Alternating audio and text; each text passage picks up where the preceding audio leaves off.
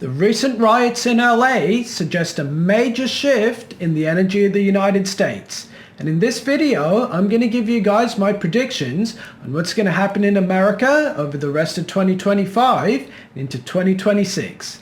All that's coming up.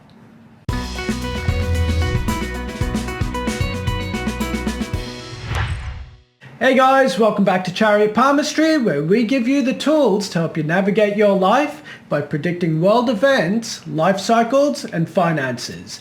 My name is Sulabh Jain, and in this video, we're going to have a look at the energy of the United States of America, because the whole country's kind of going silly at the moment.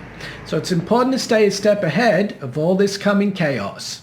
You see, these recent riots in LA, and I suppose the big and No Kings protests that were going on there, are a signal of the closing off of the US presidential election energy all the way back in 2024.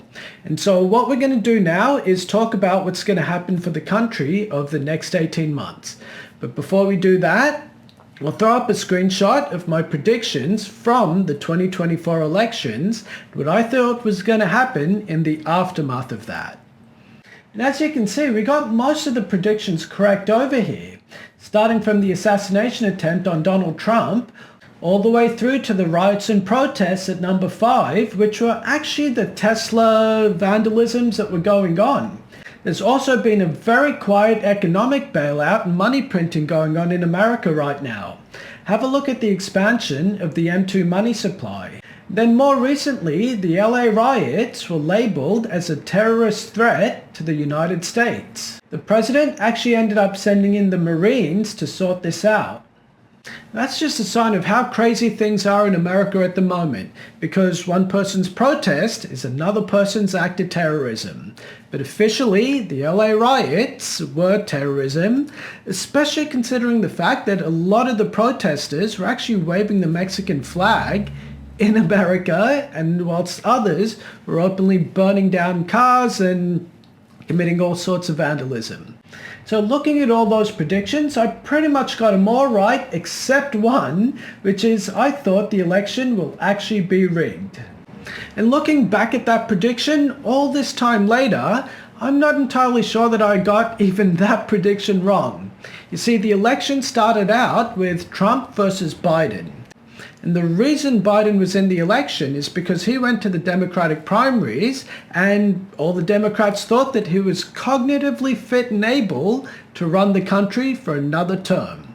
And then, of course, he had that big debate with Trump, and it turned out he actually wasn't. And so rather than holding another primary to find a suitable replacement for him, the party just pushed Kamala Harris into the election. You wouldn't think this, but that's actually a form of manipulating the primaries. Kamala Harris was never the front runner in the Democratic Party. So in addition to those shenanigans, there were also a lot of ballots being burnt during the election time, and Elon Musk even got caught up in a weird conspiracy theory that he used Starlink to rig the election. By the way, that Elon Musk thing is probably not true, but Kamala Harris getting pushed into the primaries, or actually pushed into the presidential election, is definitely true.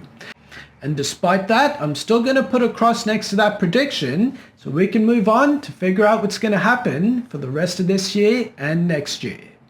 And it's looking like a crazy time, so let me throw up a new screen with a new set of predictions.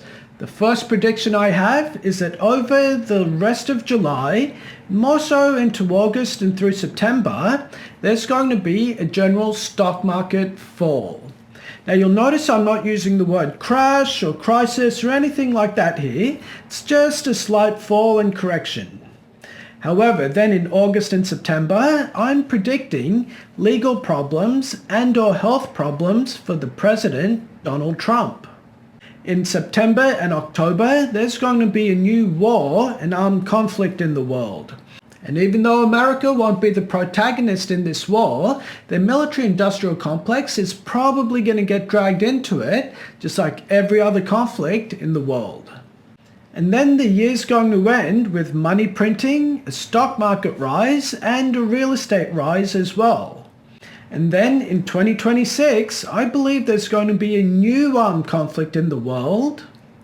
And I'm expecting that over January and February. However, overlapping that same period of time, from January to March, I'm expecting a crisis period for Donald Trump and or J.D. Vance, meaning either a scandal, a hospital visit, or something along those lines.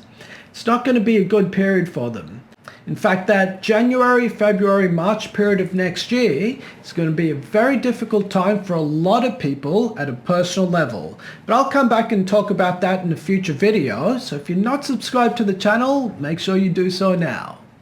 My next prediction is that in June there should be more money printing happening, along with a new set of terrorist and or separatist attacks and or riots taking place over August and September. And then the year's going to end with a brand new financial crisis taking place. Now you'll notice over here I'm using the word crisis as opposed to fall. That period at the end of 2026 is going to be the start of a horrendous financial reckoning that's going to take place.